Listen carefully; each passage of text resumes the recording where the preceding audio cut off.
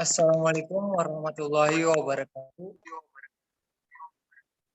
Perkenalkan, kami dari kelompok 8, ada Dina Nurmaya, NPM Tertera, Revi Adrian Pratama, NPM Tertera, Risma Suci Melati, NPM Tertera, Ridho Nurfadli, NPM Tertera, Muhammad Said, NPM Tertera.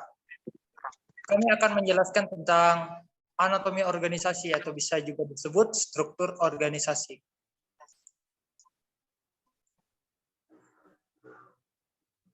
Pengertian struktur organisasi.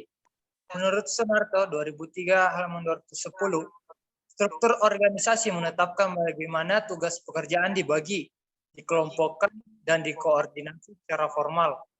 Menurut Robin 2003 halaman 214 menyatakan bahwa struktur organisasi adalah rantai perintah yang digambarkan secara grafis dengan menggunakan bagan organisasi. Pengertian anatomi organisasi. Anatomi organisasi merupakan komponen-komponen penting dalam organisasi yang berfungsi sebagai motor organisasi yang dapat ditemukan pada pendistribusian dan pengalokasian proses pengambilan keputusan.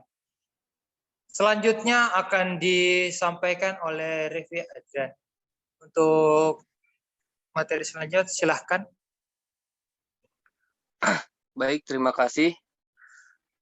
Kemudian berikut ada struktur organisasi dibuat untuk mencapai sejumlah tujuan-tujuan. Ada beberapa tujuan ya sebagai berikut. Nomor 1, menunjang strategi organisasi. Nomor 2, membantu manajemen di dalam pengalokasian daya dengan cara yang paling efisien dan efektif. Nomor 3, mengurangi overlapping dalam tugas kelompok dan perorangan.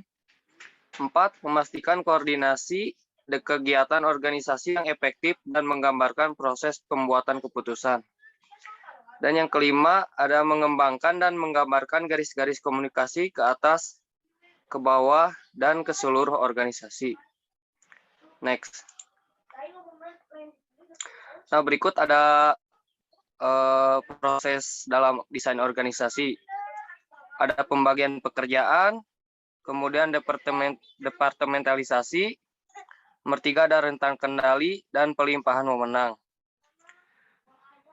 Desain organisasi merupakan langkah awal dalam memulai pelaksanaan kegiatan perusahaan untuk pencapaian tujuan perusahaan.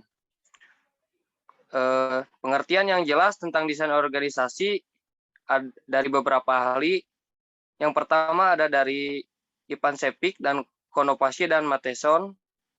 Desain organisasi adalah struktur organisasi tertentu sebagai hasil dari berbagai keputusan dan tindakan para manajer. Kemudian ada dari Griffin, desain organisasi adalah keseluruhan rangkaian elemen struktural dan hubungan di antara elemen-elemen tersebut yang digunakan untuk mengelola organisasi secara total. Beberapa pengertian tersebut dapat diketahui bahwa desain organisasi merupakan proses memilih dan mengelola segala aspek-aspek dalam organisasi sehingga menciptakan suatu struktur organisasi tertentu untuk mencapai tujuan bersama. Pada umumnya, orang akan menganggap struktur sama dengan desain organisasi. Tapi sesungguhnya desain organisasi merupakan proses perkembangan hubungan dan penciptaan struktur untuk mencapai tujuan organisasi. Jadi, struktur merupakan hasil dari proses desain. Untuk materi selanjutnya akan dijelaskan oleh Kang Ridho. Terima kasih.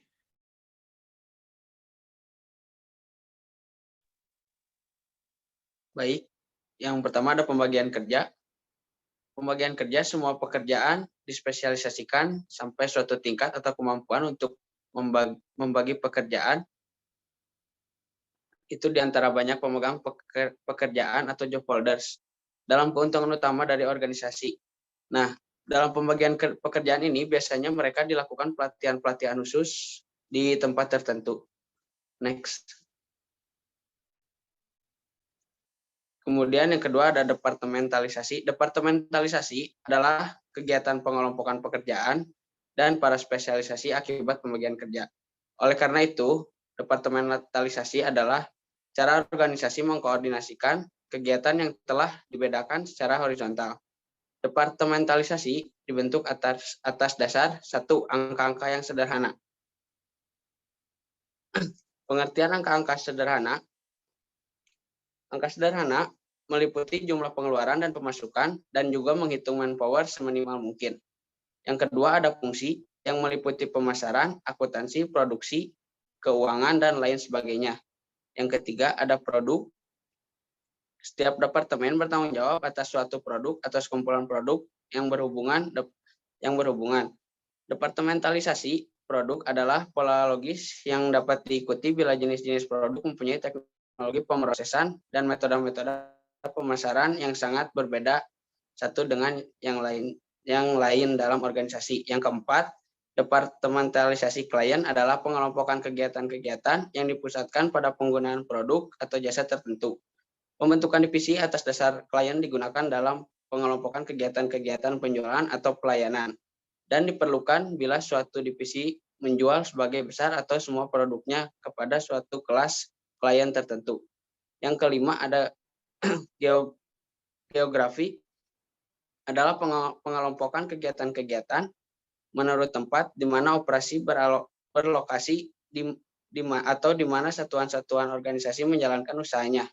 Faktor-faktor lokasi yang menjadi pertimbangan adalah sumber bahan mentah, pasar, dan tenaga kerja. Dan yang terakhir ada departementalisasi proses adalah pengelompokan kegiatan-kegiatan atas dasar proses atau peralatan produksi. Hal ini sering dijumpai dalam departemen produksi. Tipe departementalisasi ini mempunyai kegunaan bila mesin-mesin atau peralatan-peralatan yang digunakan memerlukan keterampilan-keterampilan pengoperasian khusus atau akan lebih ekonomis bila kapasitas digunakan sepenuhnya. Departementalisasi proses atau peralatan ditentukan atas dasar pertimbangan ekonomi. Baik, terima kasih. Yang selanjutnya akan dijelaskan oleh Terisma.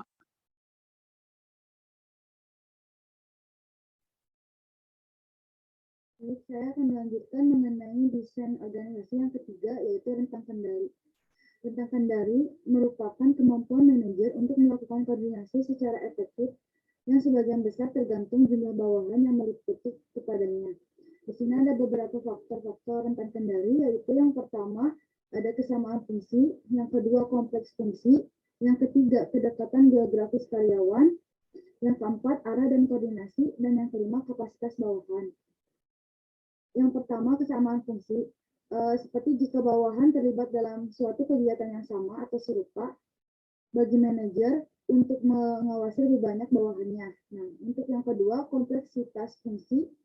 Kompleksitas fungsi itu di mana jika operasi yang dilakukan karyawan kompleks dan canggih memerlukan pengawasan terus-menerus dari seorang manajer. Yang ketiga, ada kedekatan geografis karyawan. Semakin dekat bawahan satu sama lain di lokasi, maka semakin mudah sang manajer untuk mengelola lebih banyak karyawan. Dan yang keempat, ada arah koordinasi. Arah koordinasi, rentang kendali ini ditentukan oleh tingkat koordinasi yang diperlukan, baik di dalam maupun di luar unit departemen lain. Nah, yang terakhir ada kapasitas bawahan. Kapasitas bawahan ini, bawahan yang terlatih, dikembangkan, dan berpengalaman secara profesional, perlu sedikit pengawasan dalam melaksanakan tugasnya. Dan yang keempat, ada pelimpahan wewenang. Pelimpahan wewenang merupakan proses pengalihan tugas kepada orang lain yang sah atau terlegitimasi dalam melakukan berbagai aktivitas yang ditujukan untuk pencapaian tujuan organisasi yang jika telah dilimpahkan akan menghambat proses pencapaian tujuan tersebut. Contoh dari pelimpahan wewenang seperti pemberian kewenangan dari kepala daerah kepada kepala dinas atau camat dalam melaksanakan pelayanan kepada masyarakat. Nah, di sini ada beberapa hal yang perlu diperhatikan dalam pelimpahan wewenang. Yang pertama, dalam pemberian suatu delegasi kekuasaan atau tugas haruslah dibarengi dengan pemberian tanggung jawab. Yang kedua, kekuasaan yang didelegasikan harus pada orang yang tepat baik dari segi kualifikasi maupun segi fisik. Dan yang ketiga, ada mendelegasikan kekuasaan pada seseorang juga harus dibarengi dengan pemberian motivasi. Untuk selanjutnya akan dilanjutkan oleh Fudina, silakan Teh.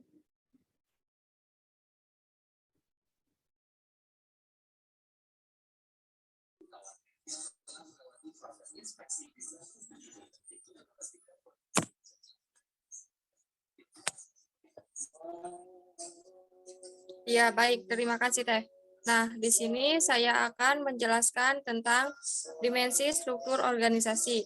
Jadi, menurut MUHI 2009, halaman 67, dimensi struktur organisasi adalah ukuran-ukuran yang berkaitan dengan besarnya, luasnya, kerumitannya, maupun keformalan suatu struktur organisasi dan aktivitasnya. Nah, di sini ada 3 dimensi yang dianggap paling penting dalam dimensi struktur organisasi.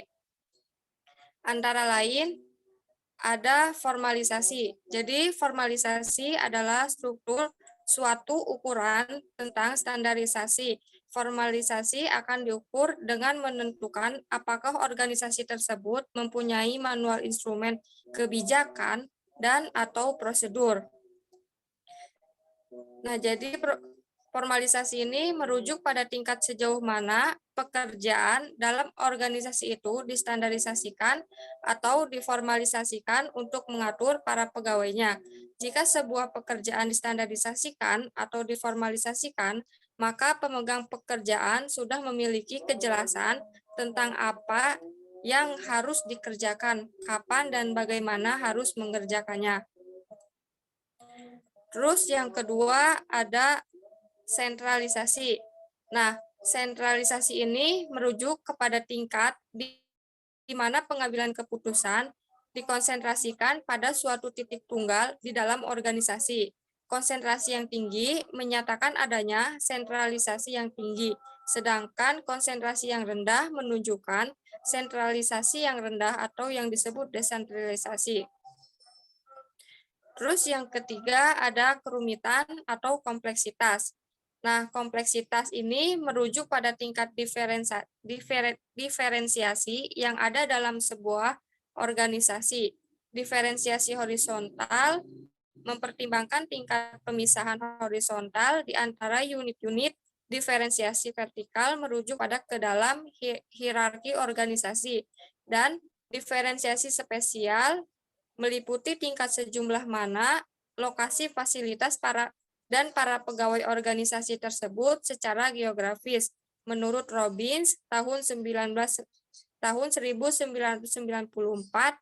pada halaman 91 sampai 92.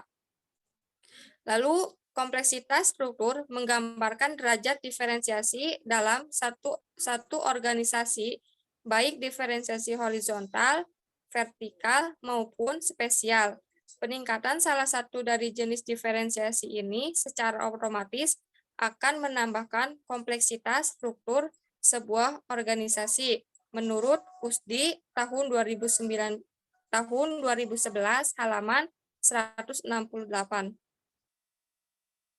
Next teh. Nah, selanjutnya ada desain organisasi matriks. Jadi, bertujuan untuk memaksimalkan kekuatan dan meminimumkan kelemahan dari struktur fungsional dan struktur produk. Nah, keuntungan tertentu yang paling mungkin dapat direalisasikan dengan organisasi matriks. Yang pertama ada penggunaan yang efisien dan sumber daya. Yang kedua ada fleksibilitas dalam kondisi perubahan ketidakpastian. Yang ketiga, keunggulan teknis. Yang keempat, membebaskan manajemen puncak untuk perancangan jangka panjang. Nah, yang kelima, meningkatkan motivasi dan ketertarikan. Yang keenam, memberi kesempatan bagi pengembangan diri sendiri. Sekian penjelasan dari saya. Selanjutnya, saya kembalikan kepada moderator. Terima kasih. Ya, terima kasih atas penjelasan materinya kepada kelompok saya dan terima kasih atas perhatiannya untuk menyimak video ini. Apabila perkataan kami ada yang kurang dan tidak baik, mohon dimaafkan. Wabillahi taufiq wal hidayah. Wassalamualaikum warahmatullahi wabarakatuh.